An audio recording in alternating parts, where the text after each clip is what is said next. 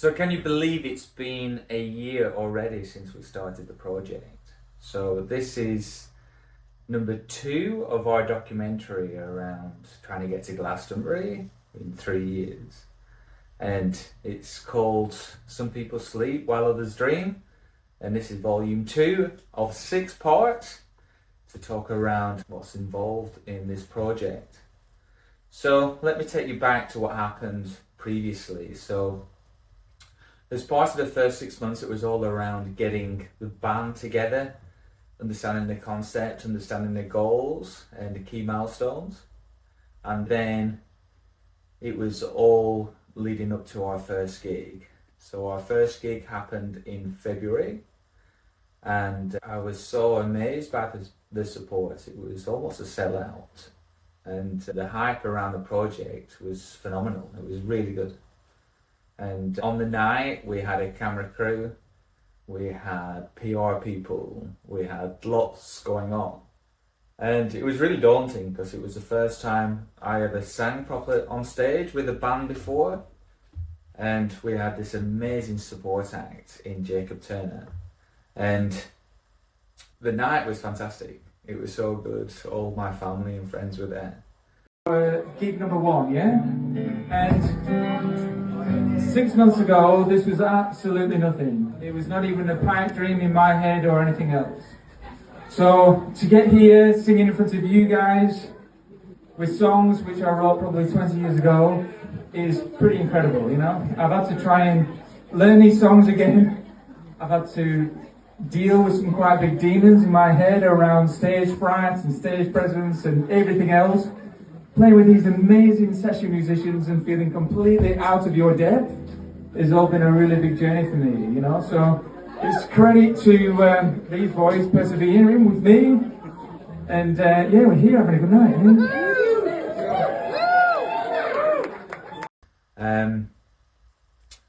The issue, though, I wasn't good enough, to be quite fair, and I felt completely out of my depth and put on all this big persona. We're going to be the next big thing, and the band and the songs and everything was so good. I just needed to be better, and I almost fell apart, and I just wanted to run away and escape halfway through. That said, because I knew my singing wasn't what it needed to be.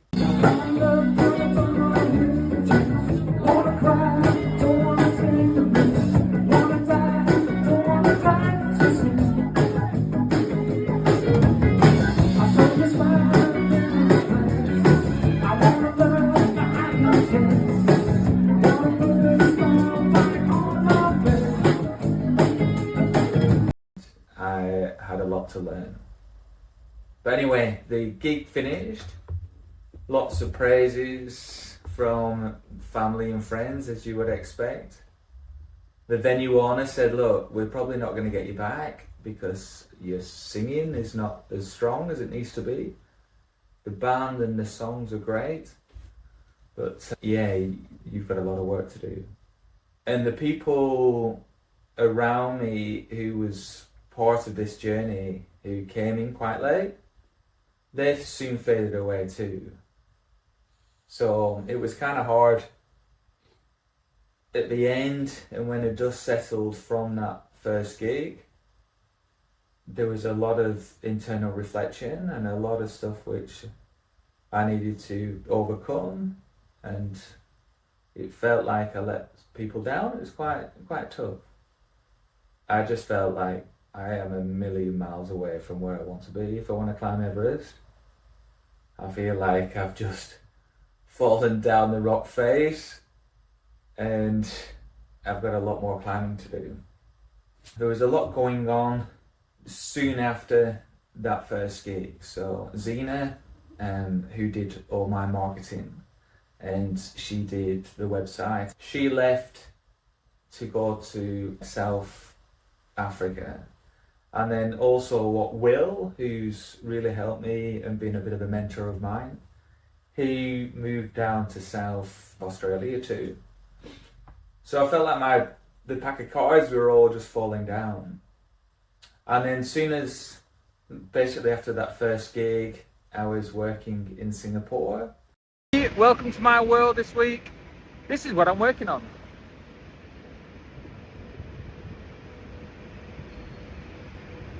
A week after our first gig, and here I am in Singapore.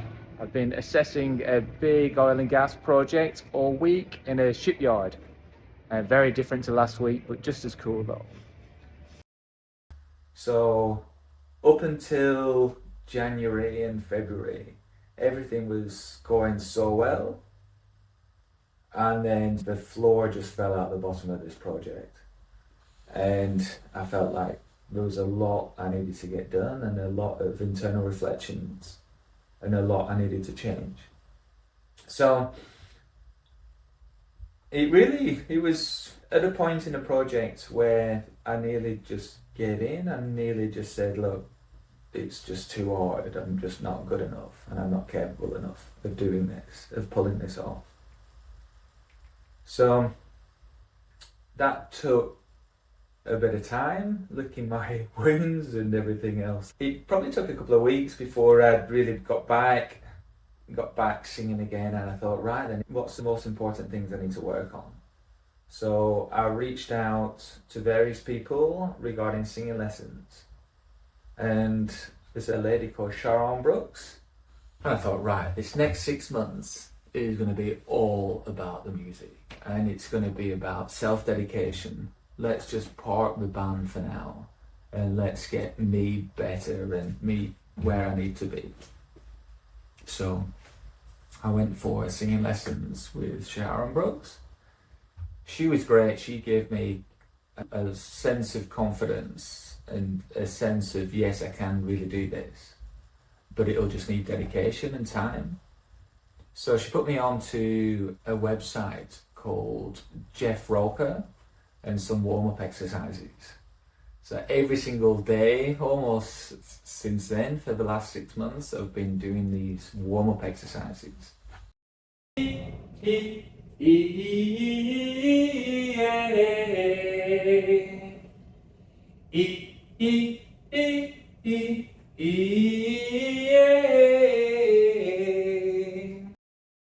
Which really just helps me understand my voice and understand breathing and placement and everything I need in order to get a strong voice. So little by little, I kept on working on this. So I want to share something what many people don't really talk about, and it's about learning a new skill.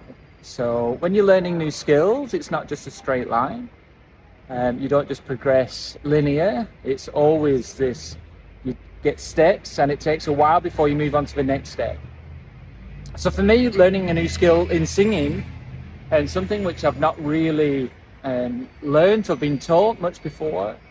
So for me, it was always about staying in key and really concentrating on hitting them notes. Now my vocal cords are getting stronger, and that's no longer my main focal point. So it means what I can stay in key a lot, really without even thinking about it now, which is never been like that before. So what that's enabled me to do now is not really concentrate really on pitch. It's actually helping me concentrate on tone and actually getting the feeling and feeling the songs. So it's a huge breakthrough, and I feel like the first time I've been able to play and record myself and being happy with the end result. So it's taken 6 months of really hard dedication to singing to get this far, and I'm looking forward to seeing how far I can go. So yeah, so anybody who's learning a new skill, just keep with it and just keep persevering, because you do get these breakthroughs now and then, and this is one of mine. Projects in Singapore, I did a lot of self-reflection, and I thought, right, this is not over. We need to try and do something to improve everything around this project and improve me. So first thing, what I was thinking is, what was my limiting beliefs and what really affected my confidence on that first gig? And one of them was I couldn't hear myself, and I thought, right, okay then, I need to invest in some in-ear monitors, and then I can have confidence in what I'm singing, and I can hear what I'm singing, and then that will then enable me to grow. Another thing, what I felt like I needed to do was change some of the songs. So halfway through the set, there were some songs just didn't belong there for a live band and for the energy which we were trying to portray. So the end of the set too needed to change. So again, I was thinking, during the next gig, we need to do a few fundamental things different. Then, to make me feel better as well, I bought a brand new guitar, and I brought a little mixing desk as well, so I could rehearse at home. Previously, I had to go to the studio and use basically a Bluetooth speaker from my phone direct into the PA system and then practice like the band's playing behind me. Now I could do that from home, and worked out basically what I needed to do regarding songs and what set list needed to change. So with that in mind, there was also a realization around, what do I really need to do for the music, and then what does the music of the 3-year project look like, and how will it grow and evolve these 3 years. So the first thing what we needed to do was really nail the set list. So the set list changed. There was 3 songs removed and then 3 new ones added.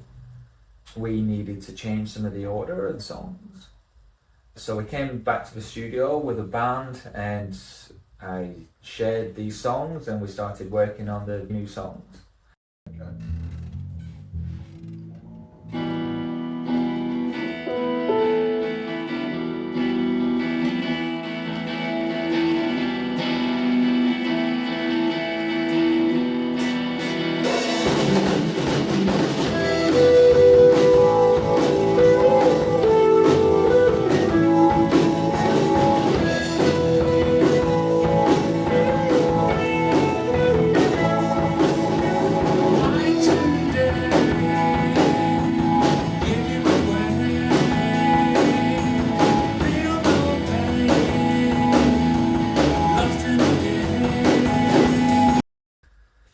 I then wanted to understand what songs we would need for basically for our live set, and then what songs do we really need to do for our first single and the singles coming after that. So in December we recorded the band and the backing tracks of the band, and then in January we recorded Waiting here at Easy Tape Studios.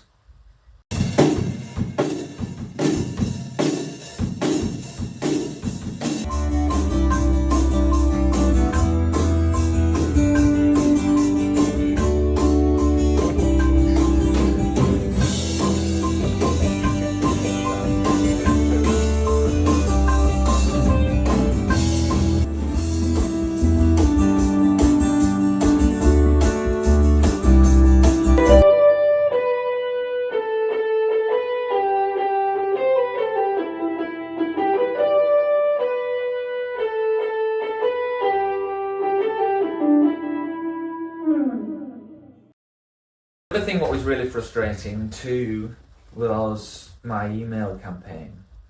So when we was looking to launch our first single, I did a test email for everybody using well-known campaign email system, and I sent only one email to a friend to see what he thought, and then I breached their terms and conditions, and basically they threw me off their platform. The problem was this email campaign was linked to all my website, and we had staged emails, and then when you subscribe to us you get 4 emails in total, 4-week period, and all that had just gone overnight. So really the way of communication from my website to me was no longer available. And all the email contacts I received as part of the launch and as part of getting to Glastonbury, and anybody there at the first gig, if we make it to the pyramid stage, the only way we contact them was through emails, and I lost quite a lot of emails. So there were a lot of work needed in the back end to try and repair that, to use a new platform. Another thing which just felt like this is just too hard right now. Anyway, we managed to get that fixed, and the website was looking good, and we did quite a lot of just tweaks around our strategy. So April was a good month. I felt like it was turning round again. Instead of the lows of March, April was good because I dedicated a lot more time. I wasn't traveling as much. In March, I was busy with my normal job, working in Singapore, then in West Australia on the world's biggest floating vessel, and really just concentrated on singing every day as best I possibly could, and then just really to grow and feel like I'm improving vocally.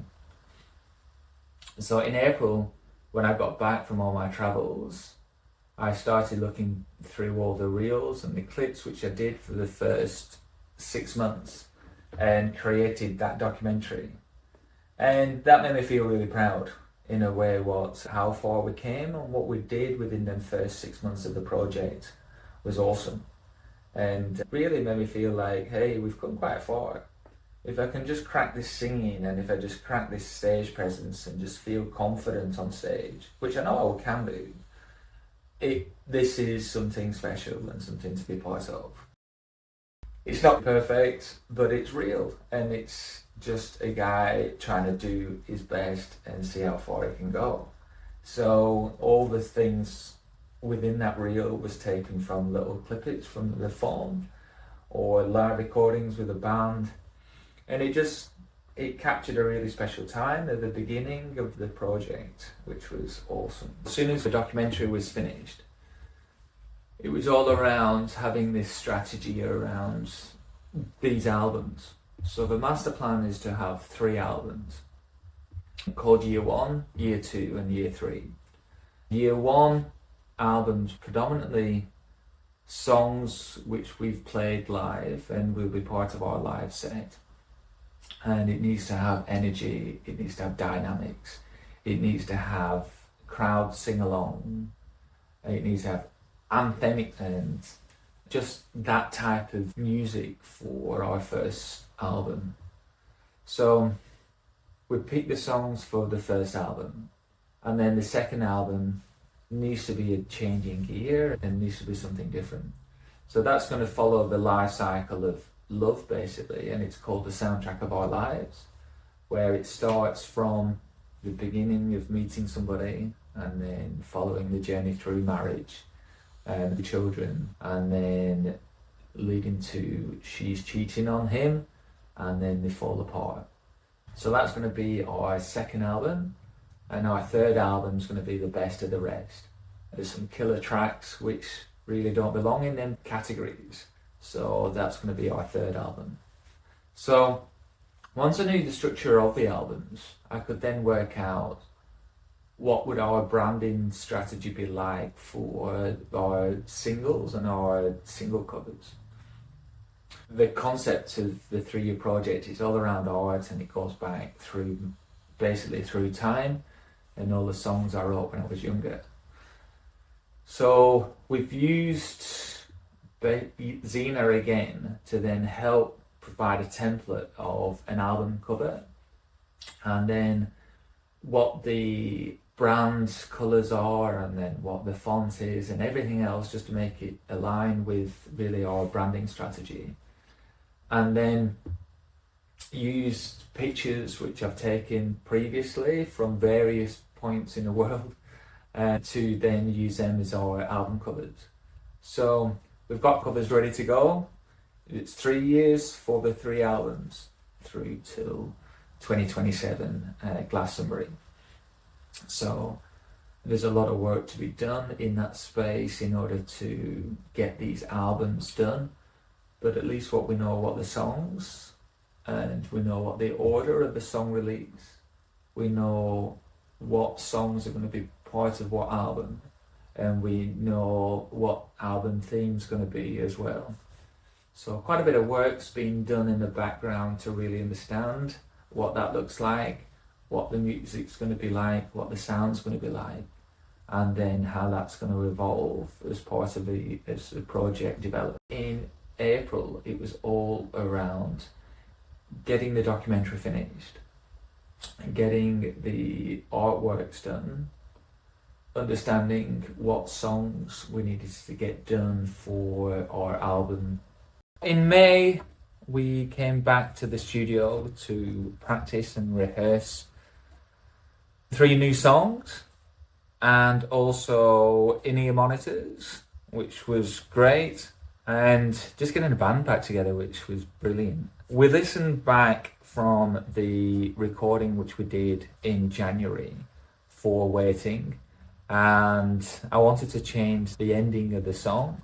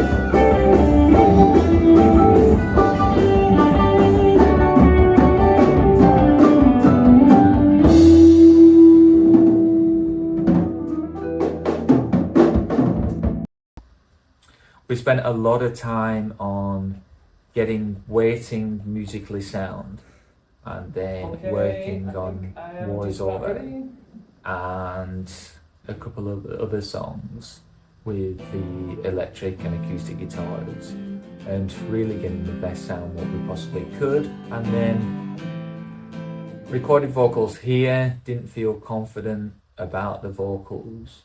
Will put me into contact with Nissa Ray. So Nissa Ray is an award-winning producer here on the Sunshine Coast, and I contacted her about the project, and she was keen to basically produce our first single. So I went over to Nissa's, sent her everything which we recorded from Easy Tape Studio, and then worked on mixing that together. Nissa was fantastic. Nissa's really been a game changer in my confidence in how I basically sing. She's a bundle of joy who just helps me grow and brings out the best in everybody. So this is day 751 until we get to Glastonbury, and guess what? We have finished our single with the beautiful Nissa Ray. She's been putting up with me for the last 2 days, singing, and I'm to sing like 50 million times the same verse, so she's probably sick of my voice right now. But we've done it and it's finished, so I can't wait for you guys to hear it. Oh, awesome. I didn't realise you were fucking it up. Remember, it's been 20 years since I was last really in a studio recording anything, so there was a lot to relearn. We spent the time getting Waiting what we wanted it to be, being our first single. We had a couple of different versions which we recorded. In May, all I was doing is practicing every single day. I had a guitar in my hand, rehearsing and rehearsing and rehearsing, and doing the live simulations best I could, and really working on this Waiting single. I wanted Waiting single to be the best it could be from a launch perspective. So we reached out to various radio stations and newspapers for the Waiting launch. The week before the launch, we had our second gig. So that was fantastic. It was down at Rick's Bar, and I felt like everything which I've been working on over the last 2 months, 3 months, really started to come to play. Come down to Rick's Bar on Saturday. We are playing our second gig. And also you'll get a sneak peek into our new single, Waiting.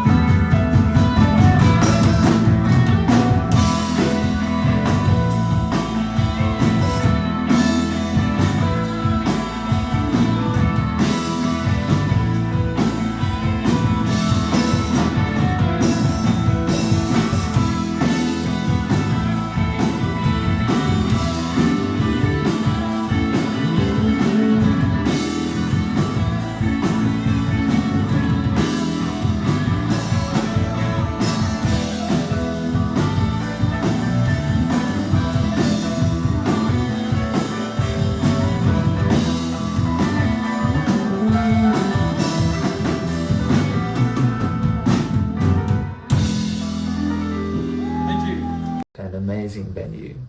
We had a proper stage, the sound was set up properly, and we had a really good time.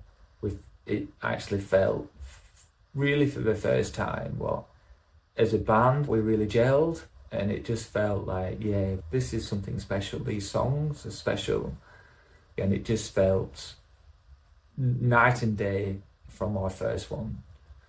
I feel like it wasn't as busy. It was not full of people who I knew, and it meant I could really let go. There's something happens inside you when you sing and you perform in front of family and friends. You almost feel like you're an imposter, where I'm singing in front of my daughter and her dad, whereas when I'm on stage I want to be this rock and roll star, and I just want to let it out and perform. And I don't know, there's something just holding me back when I sing in front of family and friends, and I'm sure that's going to get better over time, but that's a limiting belief or a limiting thing I have inside. I'm sure what all musicians feel like that, and it's something what everybody needs to overcome. But when we was down at Rick's Bar, it was great because it was full of people, and I could just let go, and I could hear myself sing, and it felt great. In June as well, I went to the Sunshine Coast Music Awards, and it was great seeing all the amazing talent which we do have on the Sunshine Coast. And this was the first awards which we had, and it was good seeing just some celebrities and who's who within Australia's Sunshine Coast music scene. There was a few people who reached out offering their help and support. One of them was Dicko from Australia's Got Talent. He runs a mentoring coaching team, and he offered to support me, which has been awesome. And so we've had various meetings with him to go through the branding strategy, what is the vision of the project, how to really gain followers and gain traction with it, what do I really need to be focusing on. So yeah, it really helped. And he put me in contact with Bailey again, who helped do some reels and helped me with social media and the like. That was a really good learning curve, and really something, understanding how social media works, how you need to do hooks associated with the beginning of conversations, how you need to be engaging, how there's like loads of lessons which he just helped pointed me in the right direction to really make my reels more discovery content to nurturing content, and which ones we need to pitch, which ones we need to spend money on, which ones we don't. So there was a lot in that. I do feel like my social media is not as hard as it once was. I feel like I've got a better understanding of what I'm doing instead of just chucking stuff at the wall and hoping it would stick. It's not really moving followers needles or anything else as of yet, but it feels right. Now the end of June was our single launch. So I've been so excited about getting new music out, what we've not released for the last 20 years. And understanding how to get music out, so using DistroKid and then using various channels to try and release music. I had no idea how involved it would have been releasing music, and then what you really needed to get done. So as part of the single launch, I did a music video which tied into the album cover. So the album cover is Jenny when she was 21, the same time as when I wrote the song. We was traveling across America, and that's my wife, and she was basically hitching a ride in Death Valley, and that's the single cover. And then we used all the clips around that, which basically has been sitting in my cupboard for the last 20 years. Basically the music video for that. So it all ties in really nicely. It's quite good because we didn't really have a phone back then. Everything was on a handheld camera, and there's no filtering. It is just us being young and naive and just enjoying life. The nice part around that is you can see the love in each other's eyes, and you can see them little glances to take in, and that innocence of love when you're quite young is quite special, and we've managed to capture that as part of that video. So our single launch, which happened at the end of June, was at Brouhaha Brewery, which is around the corner from where I live. And we hired a really big stage in this brewery, and we advertised like crazy to try and get as many people there as we could. A lot of family and friends came, and it was really, really special night.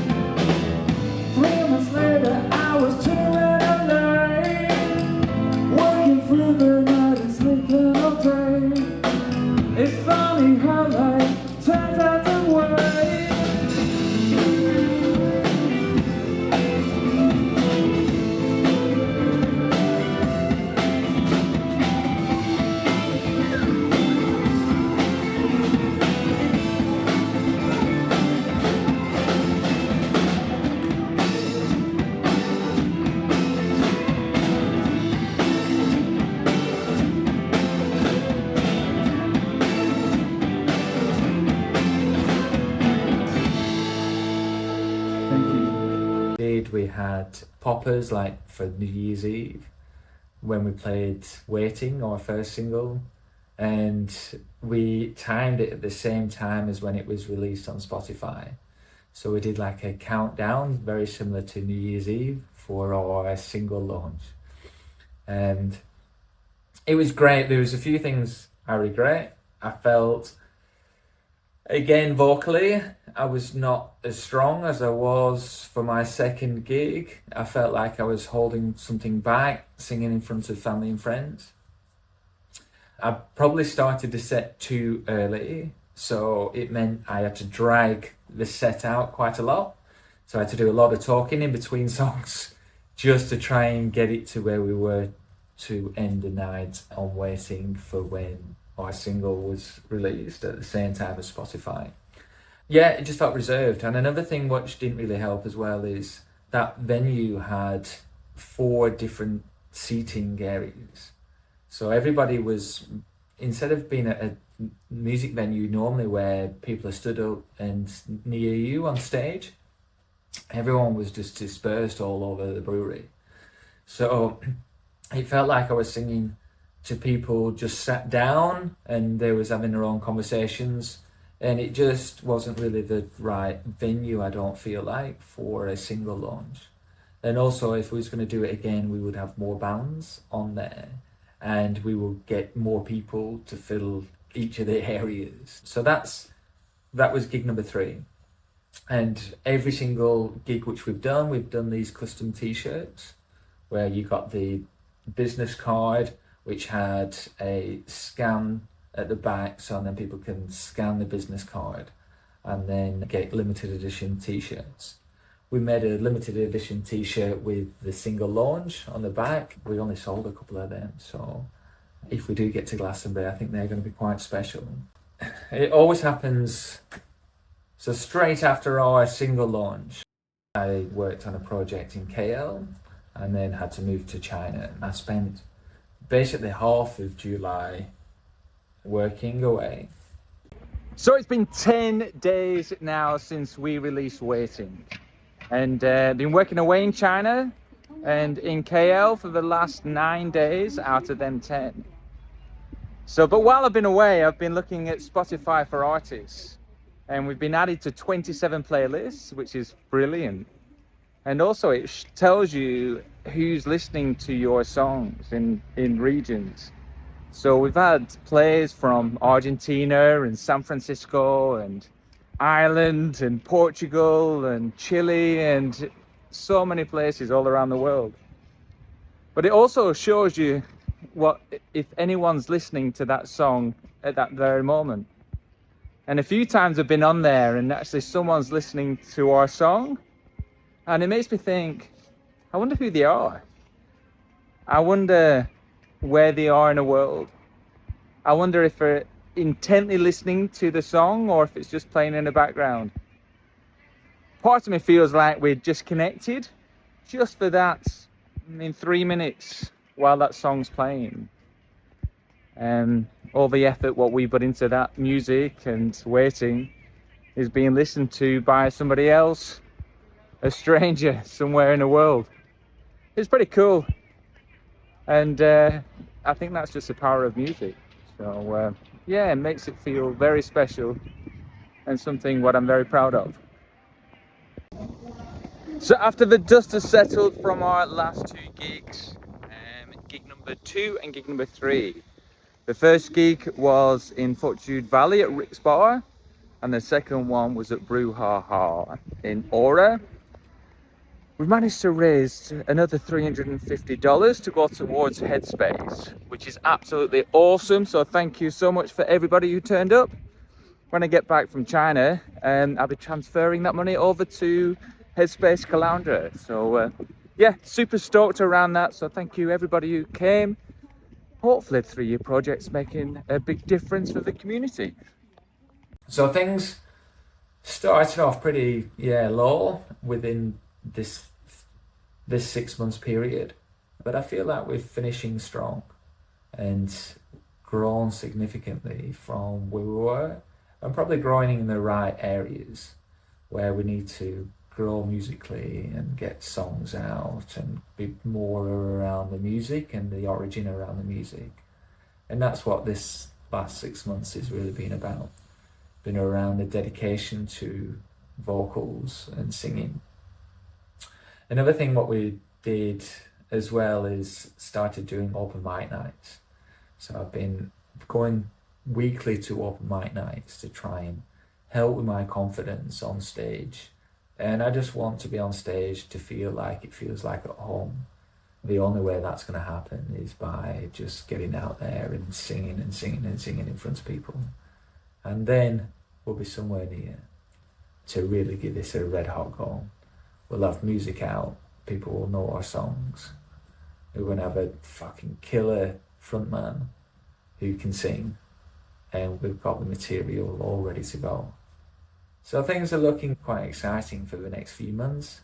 Excited to get embedded within this release strategy and understanding the release strategy, what we're doing around that. And it's singing and just doing live performances on every open mic night what I possibly can, and see where we are at Christmas, and then probably get the band back together. And next year, 2026, we'll be full gigging with all our material and writing our second album. So there we go. That's part 2 of Some People Sleep While Others Dream.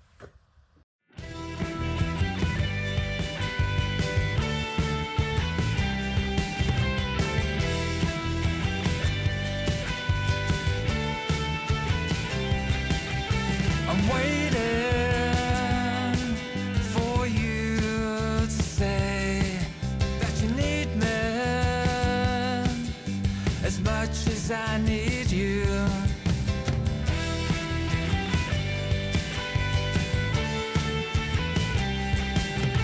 I don't know how you feel when we're alone, just you and me. Everything I do, you are on my mind. Love is only here when you're by my side. I want to hear the words you can't say, something I thought I heard yesterday, something I thought I heard.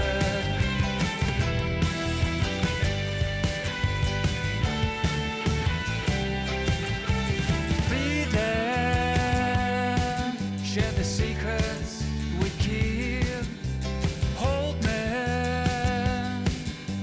while the world's asleep.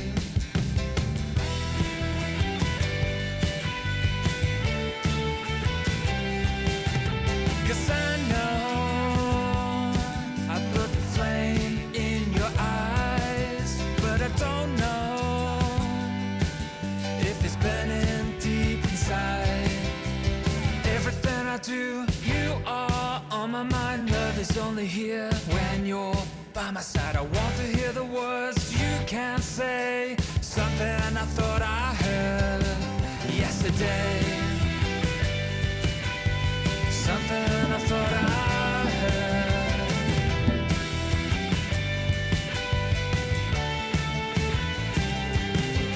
When I say that I love you, you don't reply.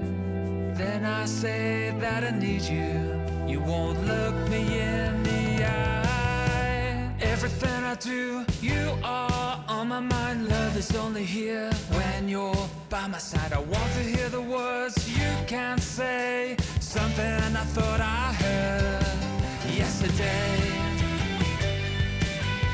something I